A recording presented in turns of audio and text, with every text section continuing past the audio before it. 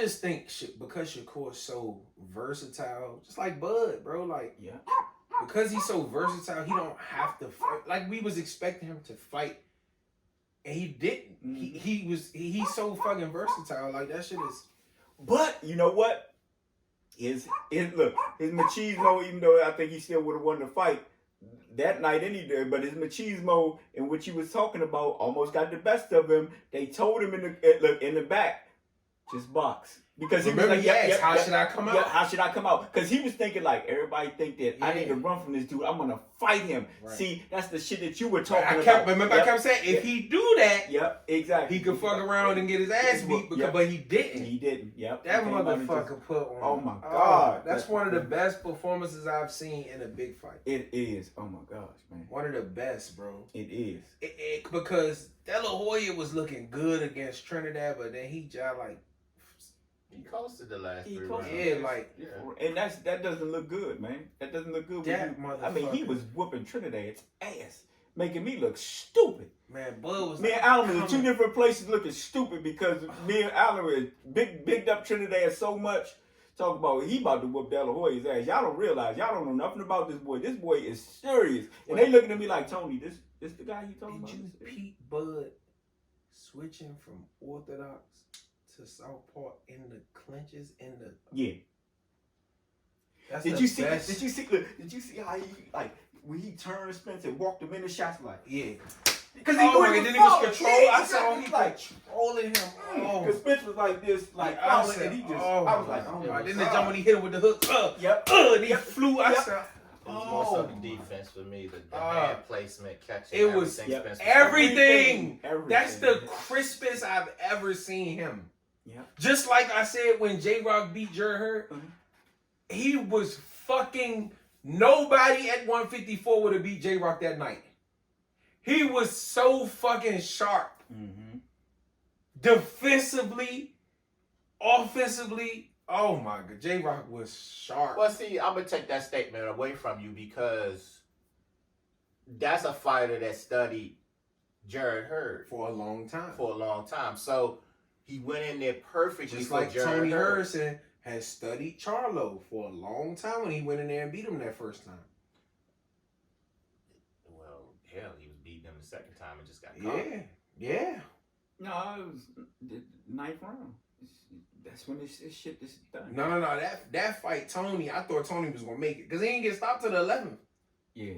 But he was looking because he got knocked down early. He got knocked down in the second round. Yeah, and that's when he had to go on the front foot. But he was whooping that ass. He was whooping his ass. And then he was like, he was catching shit on. He was like, this the nigga who y'all think is that nigga? Like he was looking too sweet. And that's the round he got knocked out. It was. I loved it. I loved it so fucking much. I loved it. I said, yep. You talked that shit and it was over. Yeah, it was just a simple ass. You talking all this shit. This the nigga. Yeah, this the nigga. Don't do too much because you know that's my man. I don't care. I didn't like it. I loved it. I loved it when he got knocked out. Is this the nigga? This the one. And y'all like this. Yeah, I'm the one. Right? He put his ass out.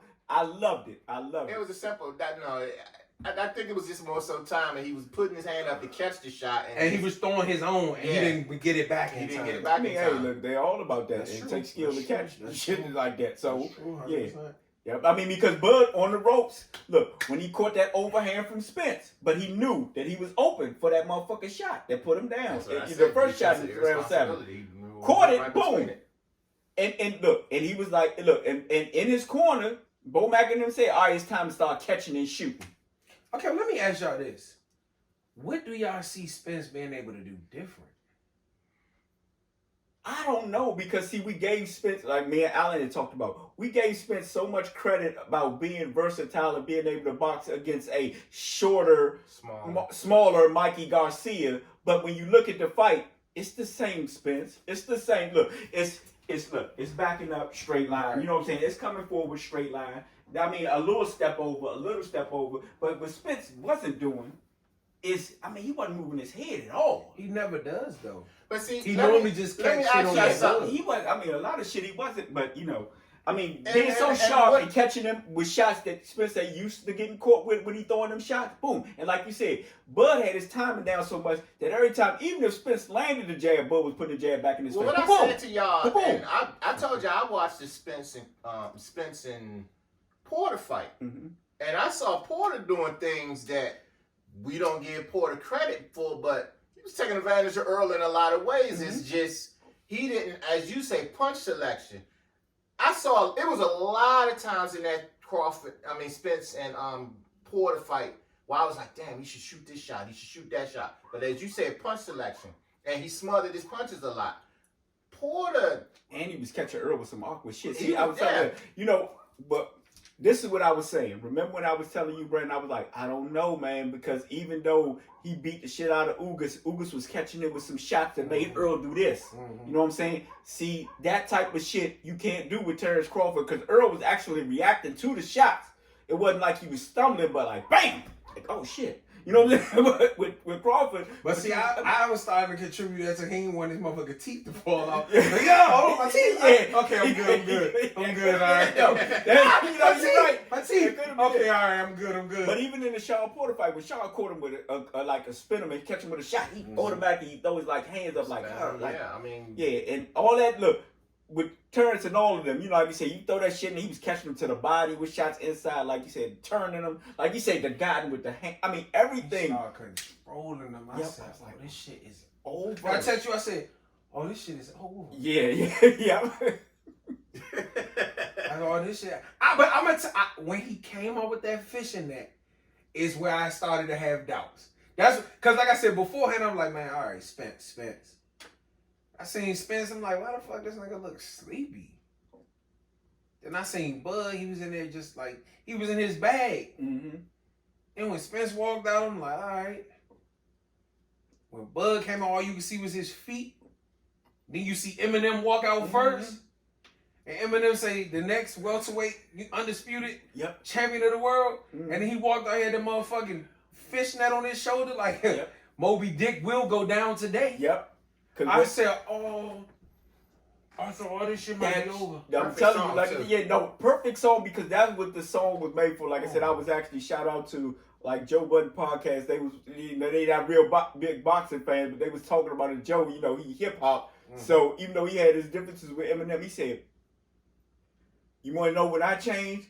He said, when I heard that goddamn song from Eminem style playing through, he said, oh shit. He said he gonna get his ass whooped tonight. That's what that song is made for. He said, I don't know who he was coming out with, but he came out with Eminem, and that was, man, it was just. I said, oh. Yep, that's what I said. I said, oh my God, he actually got him to come out with him. Man, I was like, holy shit. Yep. I said, oh. Yeah. Fish in that. Yeah. Oh. What made me, I wasn't as confident. Of course, I see Spence in the back. Spence always look like half sleepy to me. Yeah. But with first round, and Bud came out and they threw the jabs together. Boom! And I was like this. Okay, Bud looked sharp tonight.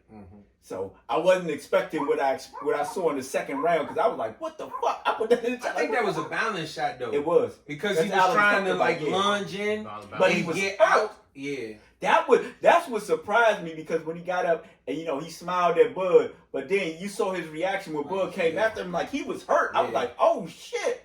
It hurt him because he wasn't expecting it, but it was a balance shot. And it was a hard ass shot too. Boom. It dropped him, but yeah. See, I don't think he was expecting that second punch to come. He wasn't. And I think that's why it hurt him, because he wasn't expecting it. Exactly. A 2-1 you don't expect. That's it's what I'm really saying. a 1-2 though. Exactly. Exactly. You see what I'm saying? Yeah, exactly. It's really a 1-2. It's really a 1-2, but it's 2-1. That's what I'm saying. People have gotten him in that position, but haven't capitalized on the mistake of his feet being in the wrong place. Ugas and Sean Porter. Sean make everybody look difficult. Let me tell you something funny. When that nigga came over there fishing rod, I swear to, because that's what I said. The whole way to the ring, I kept saying, oh, the nigga got the fish in there. I'm going to tell you what else I seen too. When he was walking in with the gray, remember I can't remember who was fighting it. That might have been Esau Cruz. And they showed him walking in. and the camera panned around to his back and it say even big fish get caught? Yeah.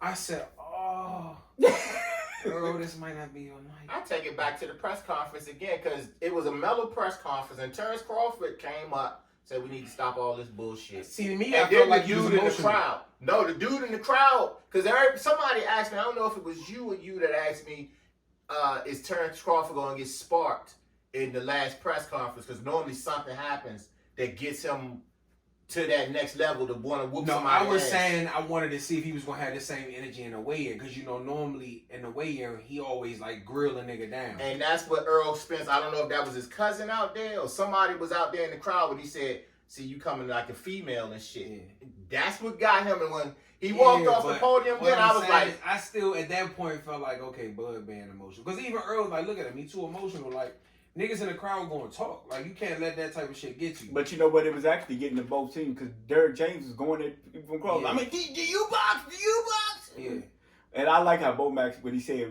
that little comeback, yes, man, wasn't shit, Derrick. When he shut your ass down, when he said, look, I could bump my guns at you, you could talk shit to me, but at the end of the day, they got to fight. He said, yeah, you right. He was like, so shut the fuck up then. Yeah. Yes, man. Yeah, but the funny thing is, what Bo Mac was wrong at when he was sitting there talking about, I've been talking about Canelo versus Joe. Yeah, we shall. Yeah. But go ahead. But I've been here. You trying to get here. Look, I've been here. Y'all trying to get here at Undisputed. And Derrick James, they got drowned out, but he said Charlo ain't Undisputed. Yeah, he been there too. So, but like I said, I feel like I feel like Derrick James has allowed his success to go to his head a little bit. And I only say that because I'm a tendency type of person. Mm-hmm. I pay attention to tendencies. Mm-hmm. When you watch Derrick James, he never got into any of this type of shit. I know. That's what I'm saying. You know what I'm saying? He never, I'm just here to train the fighter for, I don't even watch boxing. I'm just here to train my fighter and get them prepared. And now that he done got all of these fighters, he more so... He's becoming a celebrity. Yeah, you know what I'm saying? More so like a celebrity trainer type thing. And I honestly think that he don't have time for all he doing. Nigga had to leave early and fly to London. Had to leave, you know what I'm saying? Had to leave Frank Martin to go, you know what I'm saying? Like, it's too much.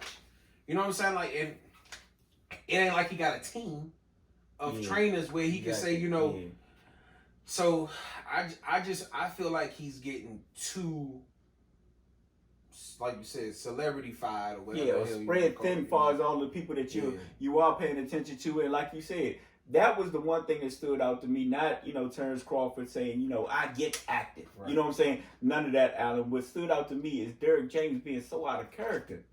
I mean, it was we expect Bomac to say some shit. He always says some shit. Yeah, but Derrick James normally on chill mode. Yeah, but you to come up and then Bomac wasn't saying too much shit about them. For him to sit there and talk about, he look like he never missed a meal. What was that shot for? Yeah. I think he was, like I said, I feel like he done became a celebrity. Yeah. He was trying to oversell the fight. The more money Earl make, the more money he make. But I'm going to shut the fuck up.